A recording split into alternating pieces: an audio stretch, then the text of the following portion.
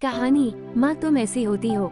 विमल बहुत परेशान था। उसे समझ में नहीं आ रहा था कि वो इस परिस्थिति से कैसे निपटे। वो अपनी माँ को बहुत चाहता था, किंतु उसकी पत्नी और बच्चे उसकी माँ से बहुत दूर भागते थे, क्योंकि उसकी माँ की एक आंख नहीं थी, साथ ही उसकी कमर भी 90 अंश पर झुकी थी। वैसे वो अपना काम सब खुद कर लेती है, किंतु फिर भी वो उसकी पत्नी और बच्चों के लिए हमेशा खटकती है। दादी, आप ऊपर के कमरे में जाओ, मेरे दोस्त आ रहे हैं। विमल के बेटे अखिल ने बड़े बेरुखी से कहा। पर बेटा, मैं तो यहाँ बहुत दूर बैठी हूँ। विमल की माँ ने बहुत प्यार से कहा। नहीं, आप उनके सामने मत रहो, वो मुझे चिढ़ाते हैं। अखिल ने जोर से डांटते हुए कहा। क्या हुआ अखिल, क्यों चिल्ला रहे हो? विमल की पत्नी कामनी ने किचन से ही आवाज लगाई। देखो ना माँ, ये दादी यही ड्राइंग रूम में बैठी हैं और मेरे दोस्त आ रहे हैं। अखिल ने शिकायत भरे लहजे में कहा। माँ जी, आप ऊपर चली जाओ, क्यों हम लोगों को लिजवाती हो? कामनी ने बेटे का पक्ष लेते हुए कहा। बेचारी सरस्वती चुपचाप उठकर जीने के सहारे ऊपर जाने लगी। कमर झुकी होने के कारण उन्हें ऊपर चढ़ने में बहुत परेशानी हो रही थी, किंतु वो पूरी ताकत से ऊपर के एक अकेले कोने वाले कमरे में जाकर बैठ गईं। विमल बाजू के कमरे से सब सुन रहा था। उसे कष्ट हो रहा था कि उसकी माँ को अपमानित होना पड़ रहा है, किंतु वो असहाय था। अगर वो कुछ कहता है तो पत्नी और बच्चे उसका विरोध करने लगते हैं। दूसरे उनके तर्क भी सही लगते हैं। चूंकि वो एक प्रशासनिक अधिकारी था, उसका सामाजिक स्तर बहुत ऊंचा था। उसकी ससुराल भी एक उच्च घराने में थी, अतः वह चुपचाप इस तरह हर दिन अपनी माँ को अपमानित होते देखता रहता था।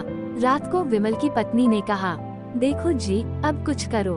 कल कलेक्टर साहब की पत्नी आई थी। माँ जी अपनी देशी धुन धारा में उनसे मिली। मुझे बहुत शर्म आ रही थी बताते हुए कि ये मेरी सास है। मैंने कह दिया कि दूर की रिश्तेदार है, इलाज कराने आई है। विमल को रोना आ गया, किंतु फिर भी वह चुप रहा। उसे समझ में नहीं आ रहा था कि वो क्या करे।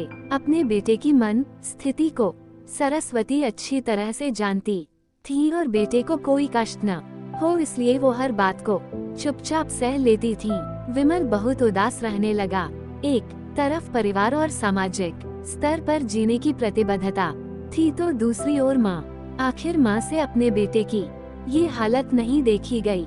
एक दिन उसने अपने बेटे से कहा, विमल, बहुत दिन हो गए हैं, मैं अपने गांव जाना चाहती हूँ, मुझे वहाँ पहुँचा दो। मेरा यहाँ मन नहीं ला रहा। किंतु माँ, वहाँ तो कोई नहीं है, तुम्हारी देखभाल कौन करेगा? विमल ने आश्चर्य से पूछा।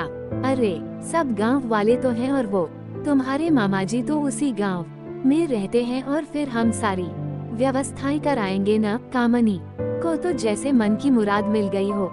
हाँ बेटा, बहू सही कह रही है, सरस्वती ने लंबी सांस लेते हुए कहा। विमल जानता था कि गांव में माँ की देखभाल करने वाला कोई नहीं है, लेकिन अपनी पत्नी की जिद के कारण वह अपनी माँ को गांव छोड़ने पर विवश हो गया। माँ को गांव छोड़कर आते वक्त उसे रोना आ रहा था तथा अपनी बेबसी पर गुस्सा भी आ रहा था, किंतु परिवार, पत्नी और समाज ने उसके इन मनोभावों को दबा दिया और वो सुकून सा महसूस करने लगा। कुछ दिनों के बाद उसके चाचा, जो अमेरिका में रहते थे, आने वाले थे। जब विमल बहुत छोटा था, उसके पिता जीवित थे, तब वो भारत आए थे और उसके बाद वो अब भारत आने वाले थे।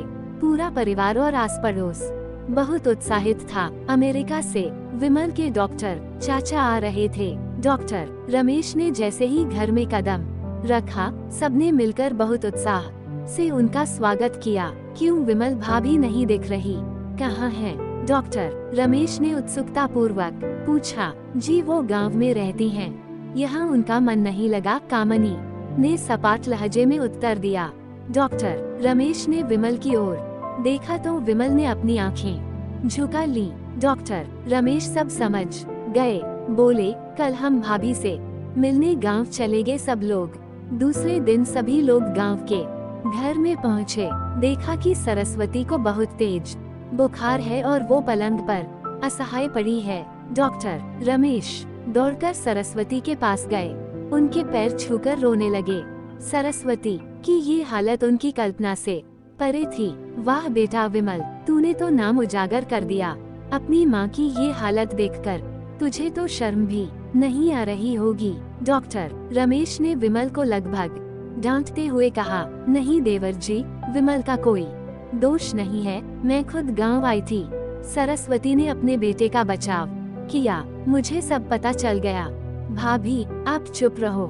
क्यों बहू, तुम्हें अपनी सास की कुरूपता पसंद नहीं है? समाज में तुम्हें नीचा देखना पड़ता है ना? डॉक्टर रमेश ने कामनी की ओर व्यंग्य से देखा। कामनी निरुत्तर होकर विमल को देखने लगी। आज तुम जिस सामाजिक स्तर पर हो वो इन्हीं के संघर्षों की देन है। और बेटा विमल, तुम्हें शायद मालूम न हो कि बचपन में जब तुम 1 साल के थे तब छत से नीचे गिरने के कारण तुम्हारी एक आंख फूट गई थी और तुम्हारी रीढ़ की हड्डी में भी समस्या थी। तब तुम्हारी इस कुरूप माँ ने अपनी एक आंख और अपना बोन मेरो तुम्हें देकर इतना सुंदर स्वरूप दिया था। कामनी बेटा, इतने सालों तक संघर्ष करके बेटे को प्रशासनिक अधिकारी बनाने वाली इस संघर्षशील औरत की तुम लोगों ने ये दशा कर दी। तुम्हें ईश्वर कभी माफ नहीं करेगा। डॉक्टर रमेश की आंखों से अश्रु जलधारा बह रही थी। अब भाभी आप मेरे साथ अमेरिका जाएंगी, यहाँ इन स्वार्थी लोगों के बीच नहीं रहेंगी। डॉक्टर रमेश ने सरस्वती से कहा, विमल को तो काटो तो खून नहीं था। डॉक्टर रमेश जो उसके चाचा थे, उन्होंने जो राज बताया उसके बाद तो विमल को यही लग रहा था कि उससे ज्यादा पापी इंसान इस दुनिया में कोई और है ही नहीं। वह दौड़ता गया और माँ सरस्वती के कदमों से लिपट गया। माँ, मेरा अपराध अक्षम्य है। मैं जानबूझकर चुप्पी साधे रहा, आपका अपमान करवाता रहा। अब सिर्फ आप ही उस घर में मेरे साथ रहेंगी और कोई नहीं। विमल ने आग्नेय दृष्टि से अपनी पत्नी और बच्चों को देखा।